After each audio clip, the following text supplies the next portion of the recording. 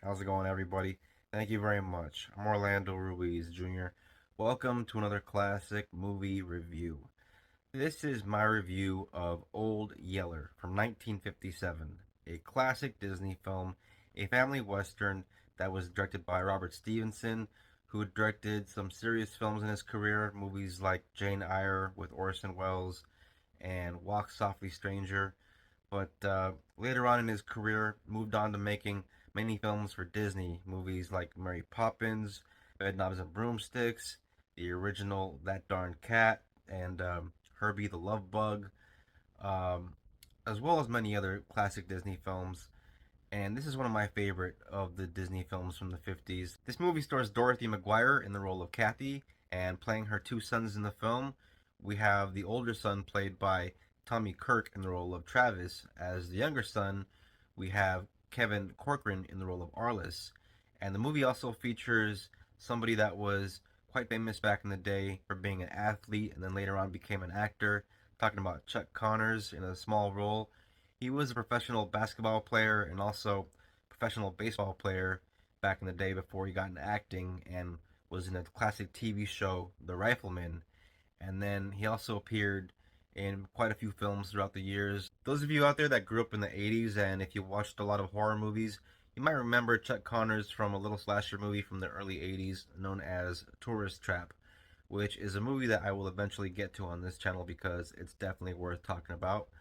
But Old Yeller is the story of a family in Texas in the Old West that has to be on their own for a little bit as the father slash husband of the family has to go away on a little business trip. Before the father takes off, he leaves his older son Travis in charge of looking after the mother and his younger brother Arliss.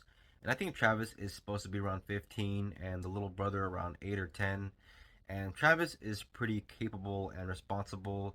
He helps out around the farm a lot, helps out with the corn, does a bit of hunting. And Arliss is kind of a troublemaker every now and then. He'll come home with all kinds of animals in his pockets, like little lizards or snakes or horny toads. One of the many things that I really love about this movie is the relationship between the two young brothers in the film.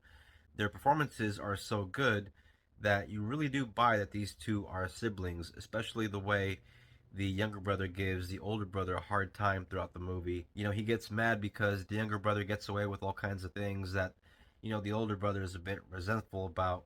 And then the dog comes into the picture. Travis, the older brother, is working on the farm, and there's a mule that gets scared off, and the dog comes around and makes the mule kind of run, and it causes destruction of a fence, and that really, pisses off Travis. The little boy sees the dog and he's like, "Holy crap! I've been wanting a dog. That dog's mine." And he kind of just lays claim to it right away. From the first time they lay eyes on the dog, they start referring to the dog as that Old Yeller dog, and then pretty soon they just call it Old Yeller after a while. And Arliss falls in love with the dog right away.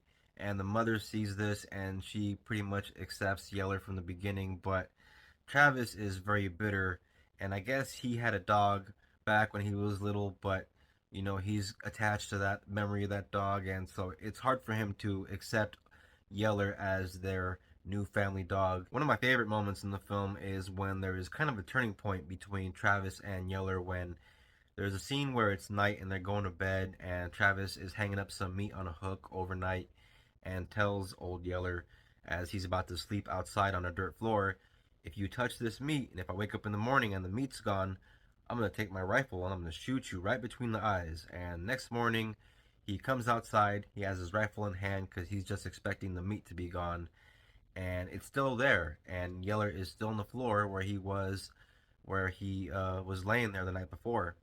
And so that's the first time when he starts to warm up to him a little bit. And then every now and then, Yeller makes himself very useful by coming to the rescue when there is certain things that happen to where, like little dangerous moments. There is a moment where the younger brother is trying to wrangle himself up a little bear, kind of a cub, and then the mama bear tries to run towards the little brother all of a sudden, and even though he's having a bear run towards him, he won't let go of the damn cub for some reason. But yeah, Yeller comes to the rescue, And from then on, Yeller is kind of the hero of the family. There is also a character known as Mr. Searcy who comes around every now and then with his daughter, and the idea is he stayed behind while a lot of the other men went out on that business trip, and so because he stayed behind, he comes around just to check on a lot of the women folk and a lot of the youngins in the area. He comes around every now and then just to see if he can get a free meal out of Kathy, and he does. And there are moments when you can tell she's a little annoyed by him. He just kind of talks and talks, and sometimes he talks a bit too much. Another very good scene in the film is when unexpectedly one day a stranger shows up at the family's farm, played by actor Chuck Connors, and he's looking for his lost dog. And it turns out that Yeller used to be his dog first.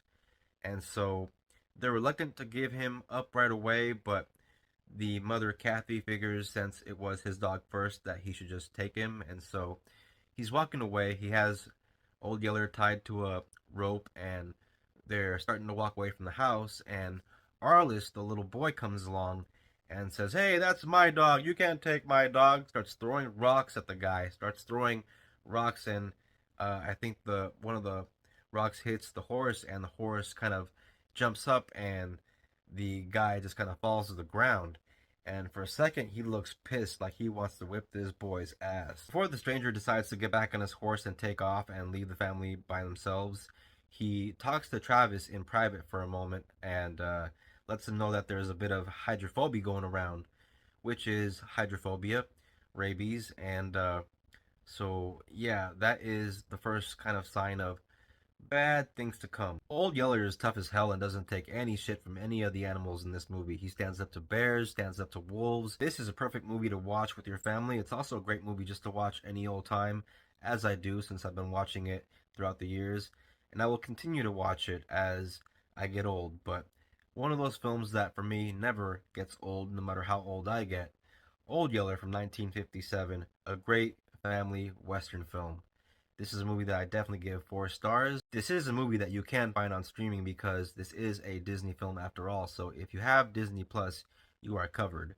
But if you don't have Disney Plus, if you want to get yourself a hard copies are out there, at least for now. And this is my copy of DVD Old Yeller. 1957's Old Yeller is a classic. Highly recommend. Check it out. Great family film. And yeah, good looking dog too, Yeller. Alrighty. Thank you guys very much for watching this classic movie review. Very much appreciate you. If you're into movies, if you're into this kind of thing, hit the bell, become a subscriber. Please don't forget to comment, share, like. It really helps out the channel. If you're a returning viewer, thank you very much for watching. I very much appreciate your support. And please don't forget to look out for the next classic movie review. Everybody take care of each other. Till next time, peace out and God bless.